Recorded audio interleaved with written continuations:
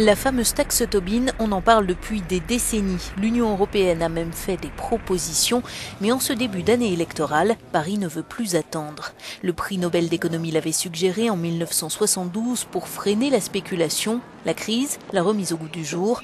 Au Parlement européen, la socialiste grecque Anni Podimata la défend depuis longtemps et présentera un rapport sur sa concrétisation le mois prochain. Mais elle dit avoir beaucoup de réserves sur l'initiative unilatérale de la France, car l'un des principaux arguments en faveur de l'introduction d'une telle taxe à l'échelle européenne, c'est la nécessité de réduire la fragmentation du marché intérieur des services financiers dans l'Union européenne.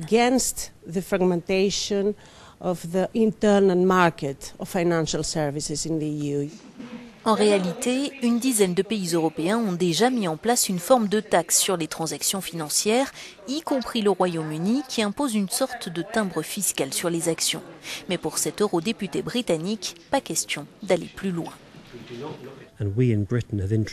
Et nous, au Royaume-Uni, nous avons introduit notre propre taxe sur les banques. Ce qui n'est pas juste, c'est de demander à l'industrie financière de porter un fardeau européen, parce que 70% de cette industrie se trouve à Londres.